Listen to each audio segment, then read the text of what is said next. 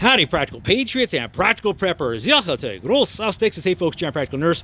So this is the Commie / Invasion 2-gun challenge, okay? Now, so let me just give you the scenario here, and I'll explain to you why I have all these out here and give you a little bit of more information that you probably want, but not bad information, okay? So the scenario is the commies have invaded America, okay, or your home.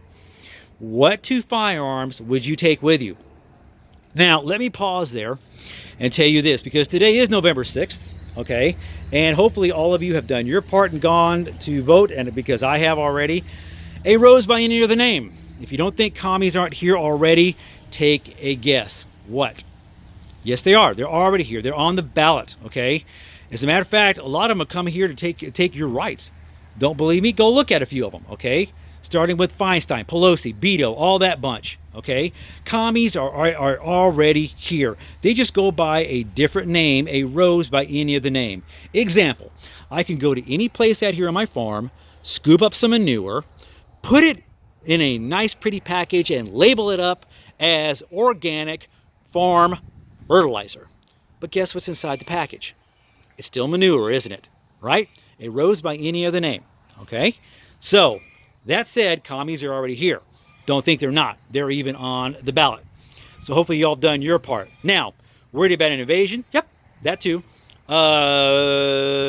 Many scenarios, too many to go over. We may do that in a live chat pretty soon, okay? Here we go. So you asked me, what 2 firearms would I take? Okay, I have to think of many variables, folks, when I make this decision, okay? And I'm going to give you these 4 firearms and these 2 firearms and explain to you why each one is a good option in this situation. For me, my first grab rifle will always be, folks, if I had access to my caches, mag availability, okay? I mean, who needs parts with an AK unless you got a bad one? If you got a good AK, it'll last you a long time, okay? This one happens to be a Russian Izmash, okay? AK-74, chambered in 5.45x39. Given the choice, if I had access to all my caches, no, I don't put all my eggs in a basket. I scatter my baskets out and hide them really well, okay? Given the choice, okay, I would pick this one every time, okay? Trust me on that one. Accuracy, reliability, lethality of the round. This one I would pick every time. My next choice, okay, would be this one. Every group needs a 30 caliber rifle, okay? Be it 308, 300 blackout, or the less expensive for right now, 7.60x39. Why is that? Go look at my videos and look at my car door and my water bucket videos and the whole 9 yards, folks. Go check out those videos. That is why every group needs at least 1, preferably 2, 30 caliber rifles at the handy. Availability of ammunition, Good. Cheap ammunition, yes, 7.60x39. But any 30 caliber round will do in your group. Got it? But this would be my next choice, okay? Now, for my pistol, my beat up 40 caliber Taurus. You're probably asking, Johnny, that Taurus? Okay, hold stop right there. Let's just say any 40 cal. Why is that? Very simple. The cool thing about being a registered nurse, and sometimes sad thing is, folks, is I get to see lots of bullet wounds, okay? Too many that I care to count. Also from being in the military, I see lots of wounds, okay? I will agree with forensic pathologists when they say that the 9mm and the 40 cal, and sometimes even the 45 wounds look the same. But stop right there and understand what it is that they're not including in that statement. I will tell you this from experience, folks. The wounds look the same going in. It's when they come out that makes the difference. Why? Strictly diameter, okay? The diameter, okay, of the bullet, okay? That thing goes crashing through and it hits tissue, muscle, bone, the whole 9 yards. This one, I'll be honest with you, from my experience, folks, my experience alone, not using ballistic gel or any other rubbish because that's, okay? But my experience alone, 40 cal, definitely, okay? 40 cal, definitely. This is the one I would take. So it'd be a choice of these 2 rifles if I had limited access to my caches and this pistol right here, 40 caliber. Now, that's if I was defending my homestead. let's say that someone pulls up in a van. Johnny, get in, there's shenanigans going on. There's Patriot stuff we got to do. Well, here we go.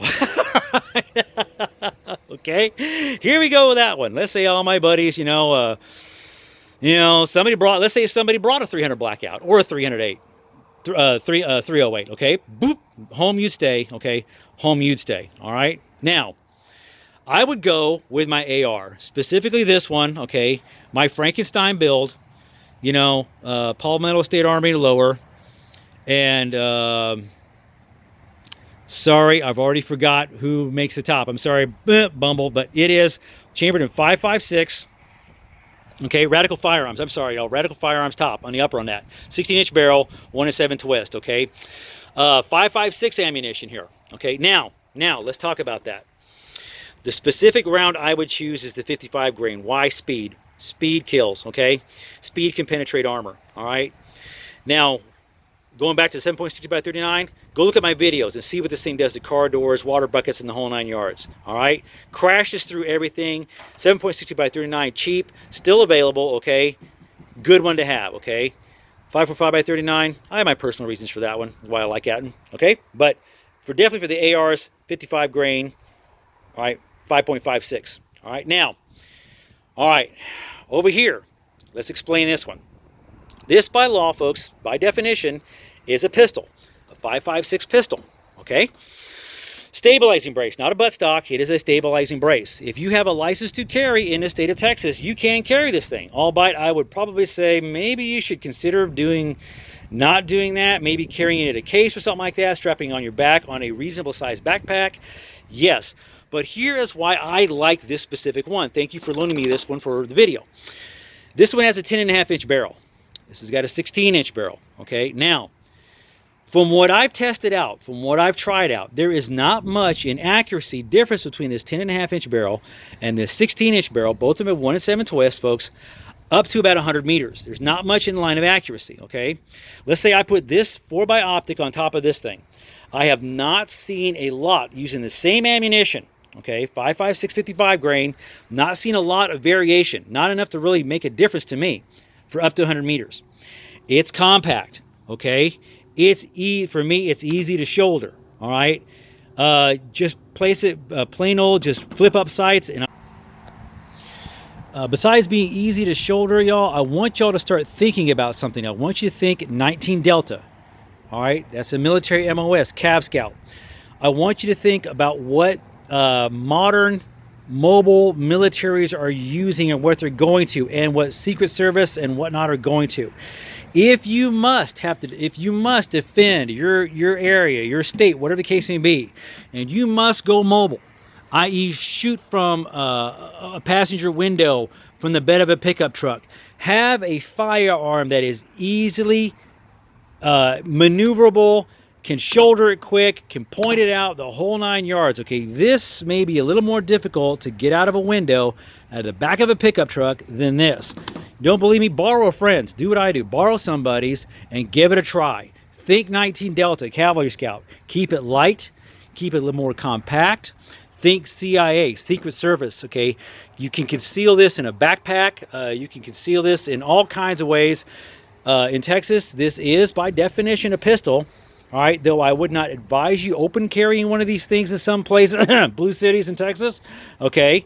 I would definitely consider it. It is, by law, you have a license to carry, you can carry this thing.